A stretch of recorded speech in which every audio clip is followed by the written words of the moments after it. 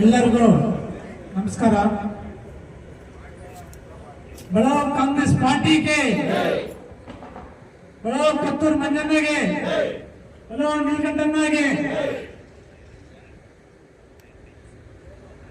ಇವತ್ತು ಇಲ್ಲಿ ಸೇರಿರುವಂತ ನಮ್ಮ ಕಾಂಗ್ರೆಸ್ ಪಕ್ಷದ ಕುಟುಂಬದ ಎಲ್ಲ ಅಣ್ಣ ತಮ್ಮಂದರೆ ಅಕ್ಕ ತಂಗಿಯರೇ, ಇವತ್ತು ನಾವಿಲ್ಲಿ ಸೇರಿರುವುದು ಮೂಲ ಉದ್ದೇಶ ನೀಲಕಂಠನವರು ಈಗ 4 ದಿನ 5 ದಿನವಾಗಿ ಅವರು ಭಾವಪೂರ್ವ ಶ್ರದ್ಧಾಂಜಲಿ ಸಭೆ ಮಾಡಕ್ಕೆ ಪೂರ್ವಭಾವ ಸಭೆಯನ್ನು ಇವತ್ತು ನಾವು ಕರೆದಿದ್ದೀವಿ।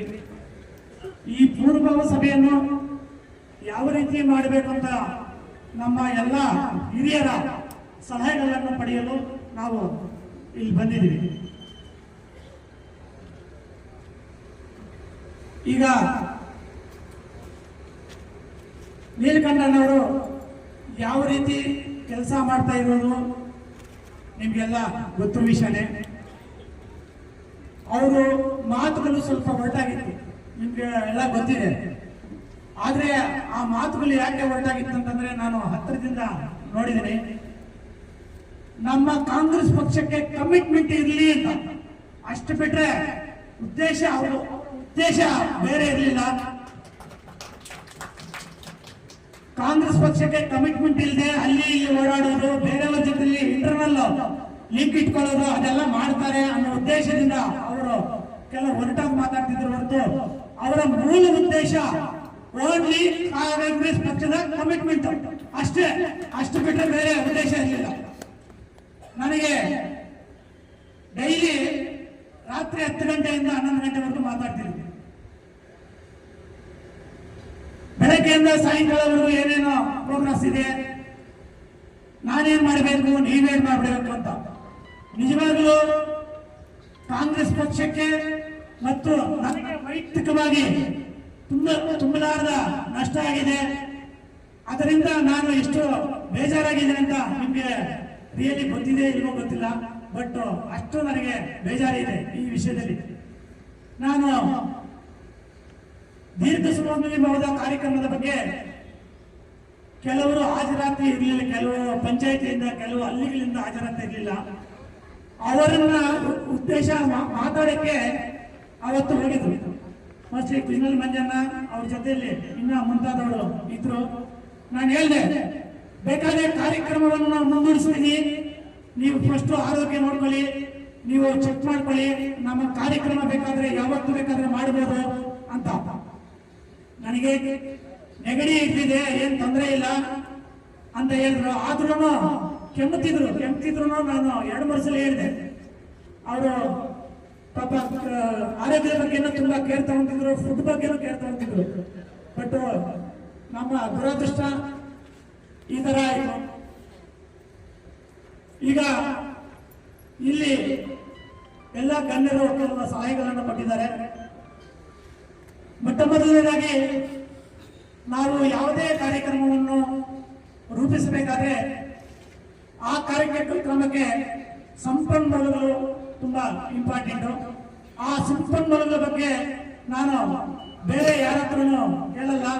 ನಾನು ಈ ಸಂಪನ್ಮೂಲ ಅವಾಗ ಕೇಳಿದ್ರು ಯಾರು ಸಂಪನ್ಮೂಲಗಳ ಬಗ್ಗೆ, ಈ ಕಾರ್ಯಕ್ರಮಕ್ಕೆ ಸಂಪನ್ಮೂಲಗಳು ಅದು ಏನು ಖರ್ಚಿದ್ರು ಅದು ನಾನು ಒಬ್ಬನೇ ಭರಿಸ್ತೀನಿ ಅಂತ ಈ ಸಂದರ್ಭದಲ್ಲಿ ನಾನು ಹೇಳ್ತಾ ಇದ್ದೇನೆ।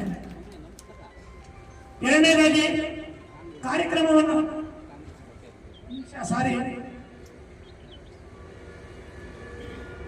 ಯಾವುದೇ ಕಾರ್ಯಕ್ರಮವನ್ನು ರೂಪಿಸಬೇಕಾದ್ರೆ ಒಗ್ಗಟ್ಟಿನ ಪ್ರದರ್ಶನ, ನಿಮ್ಮನ್ನ ನೋಡ್ತಾ ಇದ್ರೆ ಒಗ್ಗಟ್ಟಿನ ಪ್ರದರ್ಶನ ಯಾವ ತರ ಇದೆ ಅಂತ ನನಗೆ ಈಗಾಗಲೇ ಅನಿಸಿದೆ। ಈ ಒಗ್ಗಟ್ಟಿನ ಪ್ರದರ್ಶನದಲ್ಲಿ ಅವರವರ ಏನು ಜವಾಬ್ದಾರಿಗಳನ್ನು ವಹಿಸುವುದು ಕೂಡ ಇಂಪಾರ್ಟೆಂಟ್। ಈಗ ಈ ಕಾರ್ಯಕ್ರಮವನ್ನು ರೂಪಿಸಬೇಕಾದ್ರೆ ತಮ್ಮ ಸಲಹೆಗಳನ್ನು ಕೊಟ್ಟಿದ್ರ। ಇಲ್ಲಿ ನನಗನಿಸಿದ ಪ್ರಕಾರ 3 ಟೀಮ್ಗಳು ತುಂಬಾ ಅವಶ್ಯಕತೆ ಇದೆ। ಒಂದನೇದು ಊಟದ ವ್ಯವಸ್ಥೆಯ ಟೀಮ್। ನನಗೆ ಈಗ ನೀವೆಲ್ಲ ಕೊಟ್ಟಿದ್ದ ಸಲಹೆ ಮೇರೆಗೆ ನನಗೆ ಅನಿಸಿದ್ದು ಹೇಳ್ತೀನಿ, ನನಗೆ ಅನಿಸಿದ್ದನ್ನು ಬಿಟ್ಟು ನೀವೇನಾದ್ರೂ ನಿಮ್ಗೇನಾದ್ರೂ ಅನಿಸದೆ ತಿರ್ಗಾ ಲಾಸ್ಟ್ ಅಲ್ಲಿ ಸಜೆಷನ್ ಕೊಡ್ಬೋದು. ಊಟದ ವ್ಯವಸ್ಥೆಯ ಬಗ್ಗೆ ಒಂದು ನಮ್ಮ ನಾಯಕರೆಲ್ಲ ಒಂದು ಟೀಮ್ ಮಾಡಿದ್ರೆ ಒಳ್ಳೇದ ಅನಿಸುತ್ತೆ. ಎರಡನೇದು ಒಂದು ಕಾರ್ಯಕ್ರಮವನ್ನು ರೂಪಿಸುವುದು. ಈ ಕಾರ್ಯಕ್ರಮವನ್ನು ಯಾವ ರೀತಿ ರೂಪಿಸಬೇಕಂತ ಒಂದು ನೀವು ಟೀಮ್ ಮಾಡಿದ್ರೆ ಒಳ್ಳೇದು. ತಾವೆಲ್ಲ ಯಾವ್ದು ರೀತಿ ಸಜೆಷನ್ ಕೊಡ್ತೀರೋ ಆ ಸಜೆಷನ್ ಪ್ರಕಾರ ನಾನು ನಿಮ್ಗೆ ಸಪೋರ್ಟ್ ಕೊಡ್ತೀನಿ. ಮೂರನೇದು ಬಂದು ಎಲ್ಲರೂ ಹೇಳ್ತಿದ್ರು ಆ ದಿನ ನಾವು ನೀಲಕಂಠನವರ ಆತ್ಮ ಶಾಂತಿ ಸಿಗ್ಬೇಕಾದ್ರೆ ಆರೋಗ್ಯದ ಬಗ್ಗೆ ಯಾವ್ದಾದ್ರು ಒಂದು ಕ್ಯಾಂಪ್ ಅನ್ನು ಹಾಕಿ ಅಂತ ಒಬ್ಬೊಬ್ಬರು ಒಂದೊಂದು ಹೇಳಿದ್ರ. ಎಲ್ಲಾ ಕ್ಯಾಂಪ್ಗಳನ್ನು ಒಂದೇ ದಿವಸ ಆಗಕ್ಕಾಗಲ್ಲ, ಸಮಯದ ಅಭಾವ, ಆಮೇಲೆ ವ್ಯವಸ್ಥೆಯ ಅಭಾವ ಇದೆಲ್ಲನ ನಾವು ನೋಡ್ಕೊಳ್ಬೇಕಾಗುತ್ತೆ. ನಾನು ನನ್ನ ವೈಯಕ್ತಿಕ ಅಭಿಪ್ರಾಯವನ್ನು ನಿಮಗೆ ಮುಂದೆ ಎಲ್ಲ ತಿಳಿಸಕ್ಕೆ ಇಷ್ಟಪಡ್ತೀನಿ. ಬ್ಲಡ್ ಕ್ಯಾಂಪ್ ಮಾಡೋಣ ಅಂತ ಹೇಳ್ಬಿಟ್ಟು ನಾನು ನಿಮ್ಗೆ ಈ ಸಂದರ್ಭದಲ್ಲಿ ಸಲಹೆ ಮಾತ್ರ ಕೊಡ್ತೀನಿ, ತೀರ್ಮಾನ ನಿಮ್ಮೆಲ್ಲರಿಗೂ ಬಿಡ್ತೀನಿ. ಅದಕ್ಕೆ ಒಂದು ಟೀಮ್ ಅವಶ್ಯಕತೆ ಇದೆ. ನಮ್ಮ ಇಲ್ಲಿ ಯಾರ್ಯಾರು ಜವಾಬ್ದಾರಿ ತಗೋತೀರಾ, ಯಾರ್ಯಾರಿಗೆ ಜವಾಬ್ದಾರಿ ಕೊಡ್ತೀರಾ ಅಂತ ಅನ್ನೋದು ನಿಮಗೆ ಯೂತ್ಸ್ ಮತ್ತು ಯೂತ್ಸ್ ಜೊತೆಗೆ ಸೀನಿಯರ್ ಕೂಡ ಅವಶ್ಯಕತೆ. ಯಾಕಂದ್ರೆ ಯೂತ್ಸ್ಗೆ ಅನುಭವದ ಕೊರತೆ ಇರುತ್ತೆ, ಆ ಅನುಭವವನ್ನು ಸೀನಿಯರ್ಸ್ ಕೊಡಬೇಕಾಗುತ್ತೆ. ಕಾರ್ಯಕ್ರಮಗಳ ಕೆಲಸಗಳನ್ನು ಯೂಸ್ ಮಾಡಬೇಕಾಗುತ್ತೆ. ಅದರಿಂದ ಇಬ್ಬರನ್ನು ನೀವು ಮಾಡಬೇಕಾಗುತ್ತೆ. ಎರಡೂ ಜೊತೆಲಿ ನಮ್ಮ ಡಾಕ್ಟರ್ಸ್ ಇಲ್ಲಿ ಒಬ್ಬರಿದ್ದಾರೆ, ಇಲ್ಲೊಬ್ಬರಿದ್ದಾರೆ. ಇನ್ನೂ ನಮ್ಮ ಡಾಕ್ಟರ್ಸ್ ಯಾರಾದರೂ ಇದ್ರೆ ಸಲಹೆಗಳನ್ನು ತಕೊಂಡು, ಸಮಯದ ಅಭಾವ ಇದೆ, ಆ ಸಮಯದ ಅಭಾವವನ್ನು ನೋಡಿಕೊಂಡು ಕೂಡ ನೀವು ಮಾಡಿದ್ರೆ ಉತ್ತಮ ಅಂತ ಹೇಳ್ಬಿಟ್ಟು ಈ ಮೂರು ಟೀಮ್ ಅನ್ನ ತುಂಬಾ ಅವಶ್ಯಕತೆ ಇದೆ ಅಂತ ನನಗೆ ಈ ಸಂದರ್ಭದಲ್ಲಿ ಅನಿಸಿದೆ. ಆ ಟೀಮ್ಗಳನ್ನ ಯಾರ್ಯಾರನ್ನ ನಿಭಾಯಿಸಬೇಕು, ಯಾರ್ಯಾರನ್ನ ಮಾಡಬೇಕಂತ ನೀವು ಹಿರಿಯರು ಮುಖಂಡರಿದ್ದೀರಾ, ನೀವೇ ತೀರ್ಮಾನ ಮಾಡಿದ್ರೆ ಒಳ್ಳೇದನ್ಸುತ್ತೆ.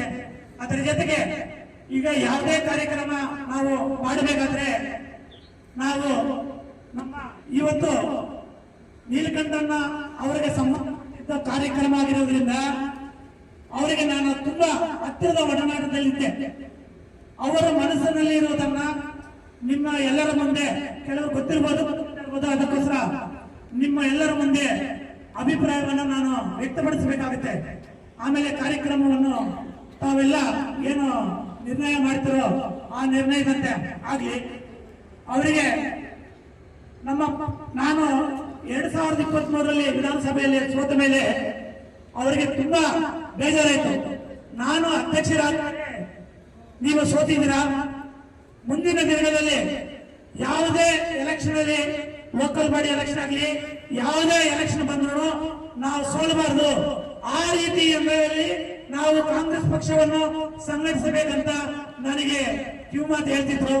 ಅದು ಮೊಟ್ಟ ಮೊದಲನೇದಾಗಿ ನಾವು ಕಾಂಗ್ರೆಸ್ ಭವನವನ್ನು ನಿರ್ಮಾಣ ಮಾಡಬೇಕಂತ ನನಗೆ ಪದೇ ಪದೇ ಹೇಳ್ತಿದ್ರು.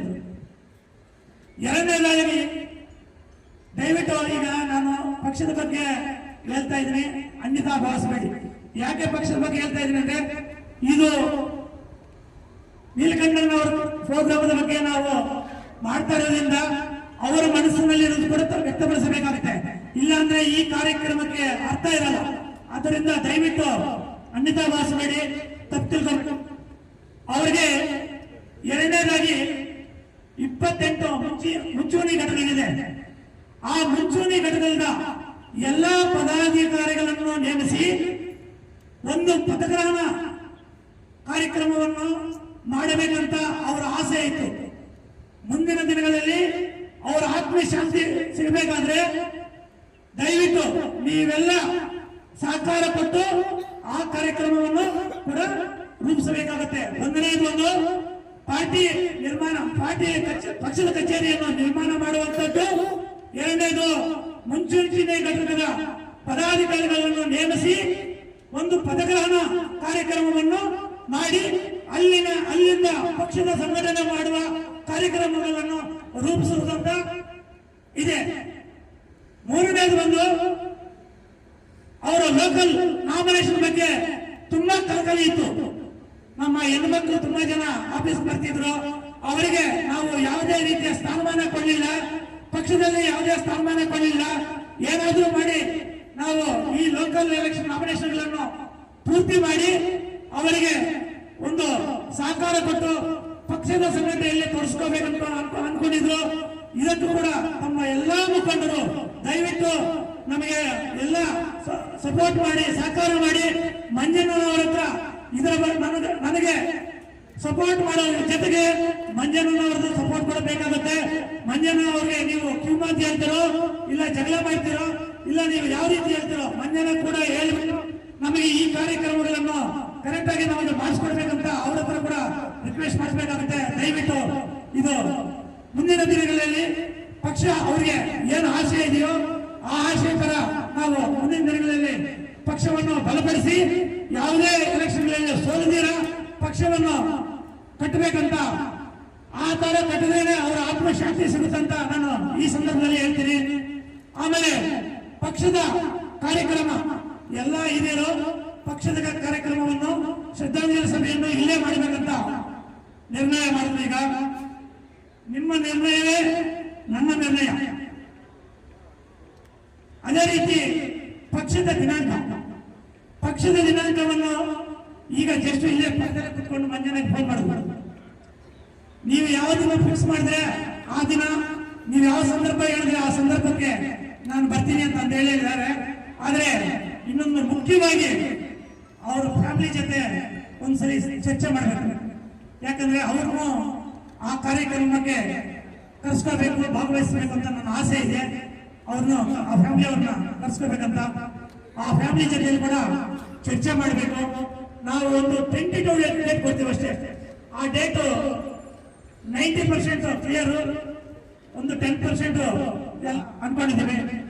ಈಗ ನಾವು ಏನ್ ಮಾತಾಡಿದವೋ ಮುಂದೆ ಕಾರ್ಯಕ್ರಮವನ್ನು ರೂಪಿಸುವಾಗ ಕೆಲವು ಚೇಂಜಸ್ ಆಗ್ಬೋದು.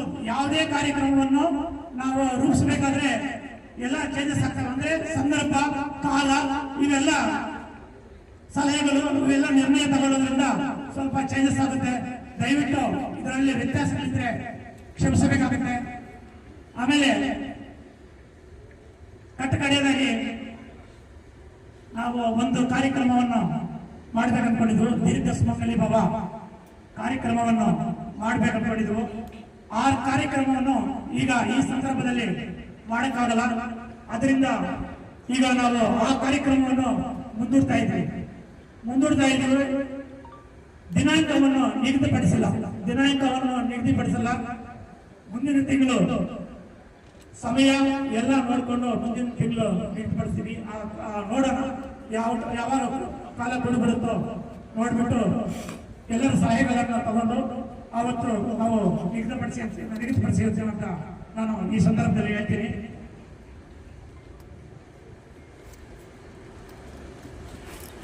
ಮೆಡಿಕಲ್ ಕ್ಯಾಂಪ್ ಬಗ್ಗೆ ಸ್ವಲ್ಪ ನೀವು ಕಾಲಾವಕಾಶ ಕಡಿಮೆ ಇರೋದ್ರಿಂದ ಬೇಗ ಕುತ್ಕೊಂಡು ನೀವು ಡಿಸ್ಕಸ್ ಮಾಡಿ ಅದರ ರೂಪುರೇಷೆಗಳನ್ನು ನನ್ನ ಹತ್ರ ಸ್ವಲ್ಪ ಹೇಳಿದ್ರೆ ಸ್ವಲ್ಪ ನನಗೂ ಸ್ವಲ್ಪ ಬೆಟರ್ ಅನ್ಸುತ್ತೆ. ಯಾಕಂತಂದ್ರೆ ಕಾರ್ಯಕ್ರಮ 27ನೇ ತಾರೀಕು ಇರೋದ್ರಿಂದ ಕಾಲಾವಕಾಶ ಕಡಿಮೆ ಇದೆ. ಅದರಿಂದ ದಯವಿಟ್ಟು ನೀವು ಧನ್ಯರು ಇದರ ಬಗ್ಗೆ ಸ್ವಲ್ಪ ಕೂತ್ಕೊಂಡು ತೀರ್ಮಾನ ಮಾಡಬೇಕು. ನನಗೆ ಅನಿಸಿದ್ದನ್ನ ನಾನು ಈಗ ತಮ್ಮ ಎಲ್ಲರ ಮುಂದೆ ವ್ಯಕ್ತಪಡಿಸಿದ್ದೀನಿ. ಇದರಲ್ಲಿ ಏನಾದರೂ ತಪ್ಪುಗಳಿದ್ರೆ ಕ್ಷಮಿಸಬೇಕು. ಇನ್ನೊಂದು ಈ ಕಾರ್ಯಕ್ರಮದ ಬಗ್ಗೆ ಇನ್ನೇನಾದರೂ ರೂಪುರೇಷೆ ಇದ್ರೆ ಸಜೆಷನ್ ಕೊಡಬೇಕಂತ ತಮಗೆ ಇಲ್ಲಿ ಅವಕಾಶ ಮಾಡಿಕೊಟ್ಟ ತಮ್ಮೆಲ್ಲರಿಗೂ ಮನಸುತ್ತಾ ನನ್ನ ಭಾಷಣೆಯನ್ನು ಮುಗಿಸ್ತಾ ಇದ್ದೀನಿ. ಜೈ ಹಿಂದ್, ಜೈ ಕಾಂಗ್ರೆಸ್.